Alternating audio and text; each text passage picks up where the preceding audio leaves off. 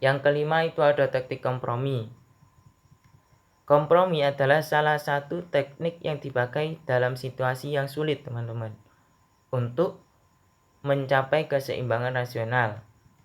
Contoh, pendapat kami tidak jauh berbeda sebagaimana diperkirakan. Menurut saya, kita sependapat dalam hal ini. Kemudian dilanjutkan, mari kita pusatkan perhatian kita selanjutnya pada pokok bahasan ini. Begitu. Yang keenam ada teknik konsensus. Teknik ini, taktik konsensus maksudnya. Taktik ini menampilkan di depan mata pendengar rangkuman pendapat kita yang sudah disetujui dan menggerakkan hati mereka untuk menuruti pendapat kita, menyetujui perjanjian yang dibuat, menerima anjuran atau memberi hasil produksi kita. Contoh, coba kita lihat kembali apa yang sudah kita bicarakan. Lihat, kita semua sepakat khususnya dalam mengartikan apa itu demokrasi. Oleh karena itu, kita sebenarnya sependapat bahwa kita setuju bahwa maka dari itu marilah kita bersama-sama gitu.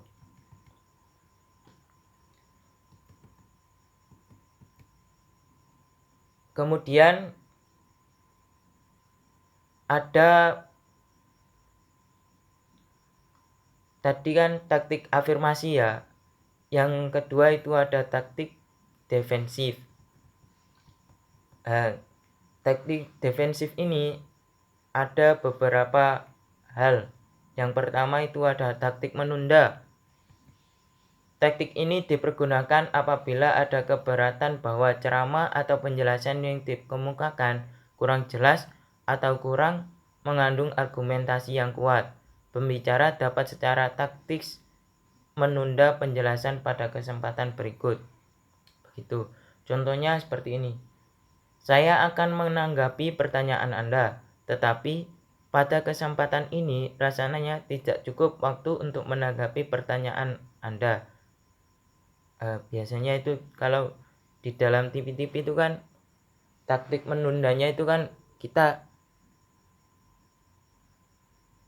saksikan pariwara setelah kita lanjutkan debat setelah pariwara berikut. Kan langsung biasanya sponsor. Yang kedua ada taktik mengelak. Itu dapat terjadi bahwa pikiran atau pendapat pembicara diragukan. Pembicara menghadapi kesulitan untuk menjelaskan posisinya dalam kesempitan dan kesulitan seperti ini.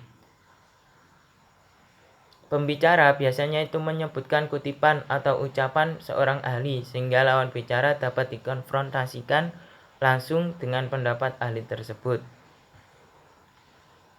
Begitu. Jadi kita menjawabnya dengan teori yang ahli dalam bidang topik yang kita bahas.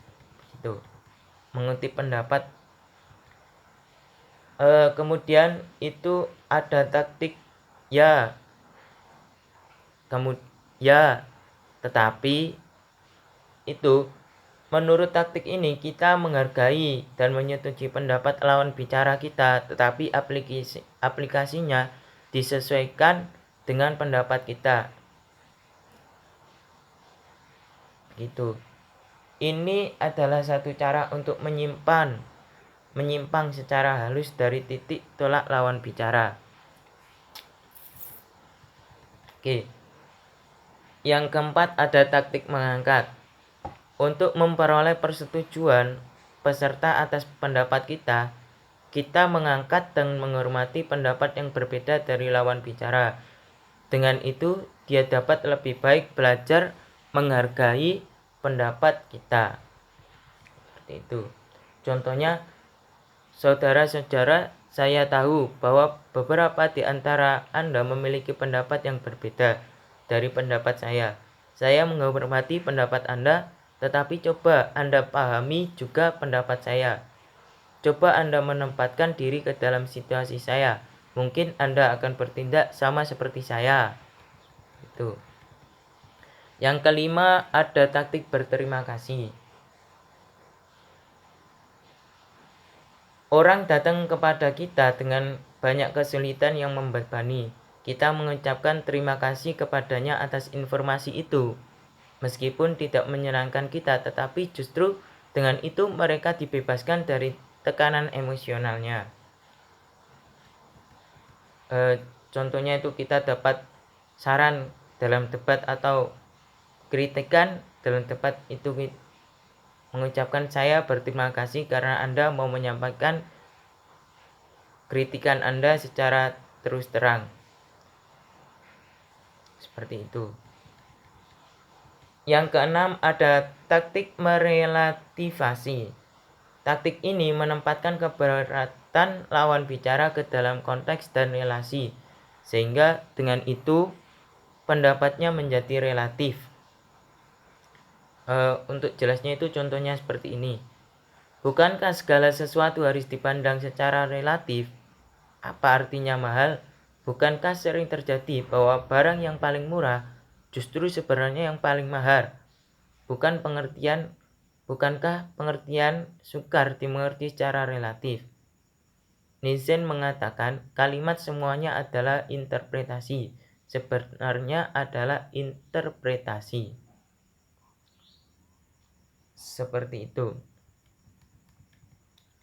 Yang ketujuh, ada taktik menguraikan. Apabila lawan bicara menyampaikan songgok keberatan, kesulitan, dan kritikan, maka kita menguraikan dan menganalisis semua kebenaran itu satu persatu secara teliti, sambil menunjukkan titik lemahnya. Contohnya, coba kita teliti katalog keberatan Anda satu demi satu. Mari kita lihat bersama-sama di mana ada titik lemah. Mungkin saya dapat membantu. Apakah mungkin Anda melihat pokok ini terlalu dramatis? Di sini dapat muncul salah pengertian yang dapat dijelaskan sebagai berikut. Seperti itu. Itu hanya contoh ya teman-teman. Contoh kalimatnya itu seperti itu. Yang ke-8 itu ada taktik membiarkan. Taktik ini biasanya digunakan untuk lawan bicara menyampaikan maksud dan pikirannya, sementara kita mendengarkan dan penuh perhatian tanpa memberikan reaksi. Yang penting ialah tidak menghalangi pembicaraannya, kecuali ada pertanyaan. Sesudah selesai kita menjelaskan sambil memberikan tanggapan yang bertentangan dengan pendapatnya. Contoh, bolehkah saya merangkum pembicaraan Anda? Anda berpendapat bahwa gini. Apa saya tidak keliru? Anda yakin bahwa gini. Dalam hal ini saya punya pendapat lain, begini. Dan saya mohon untuk dipertimbangkan lagi. Seperti itu. Setelah itu ada lagi ini, taktik ofensif. Taktik ofensif itu adalah sebagai berikut. Yang pertama, taktik antisipasi. Sementara lawan bicara menyampaikan pendapat, kita harus mengantisipasi kelemahannya. Sesudah itu, kita langsung menjatuhkan pendapatnya dengan mengumpulkan argumentasi kontra. Tentu, barangkali Anda akan menyampaikan keberatan bahwa pasti Anda mau bertanya kepada saya. Entah, pikiran sebaliknya adalah bahwa oleh karena itu jawabannya adalah bahwa seperti itu, antisipasi saja. 2. Taktik mengagetkan. Lawan bicara menentang dengan satu pernyataan negatif. Kita mengejutkan dia dengan satu jawaban balik dari sudut pandang yang tidak diduganya. Oleh karena itu saya menasihati Anda supaya justru karena itulah, maka dari itu saya menganjurkan kepada Anda. Keberatan ini memang sudah lama saya nantikan. Sebagaimana Anda mengerti bahwa Bahkan Anda mengerti lebih baik daripada saya. Seperti itu. Taktik bertanya balik. Contoh, mengapa Anda percaya bahwa titik tolak adalah satu-satunya yang paling baik? Apakah Anda juga tidak berpendapat bahwa apakah saya tidak keliru? Jadi Anda mengatakan bahwa seperti itu. Yang keempat ada taktik provokasi. Taktik ini memaksa lawan bicara untuk berbicara terus terang. Ini adalah satu model pertanyaan agresif yang sering dipergunakan oleh para wartawan.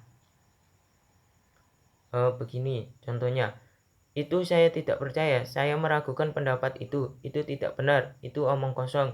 Anda sendiri tidak percaya pada apa yang Anda katakan. Katakan kapan Anda meletakkan jabatan, berapa lama lagi Anda mau membangun kami, seperti itu. Yang kelima ada taktik mencakup. Taktik ini melihat argumentasi lawan dengan satu pengamatan yang mencakup dan lebih tinggi, sehingga dengan itu argumentasi itu sendiri dilemahkan dan tidak berlaku untuk dirinya sendiri. Yang keenam ada taktik melebih-lebihkan. Contohnya dengan itu Anda ingin mengatakan bahwa semua penjabat itu koruptor.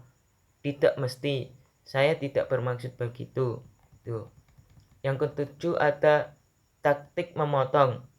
Taktik ini dipergunakan untuk mengontrol pembicaraan yang berbicara terlalu banyak. Pembicaranya dipotong dengan tiba-tiba dengan alasan untuk menyampaikan sesuatu yang penting. Ini bisa dipotong jika Anda menjadi moderator. D. Itu ada teknik negasi atau pertentangan, perlawanan.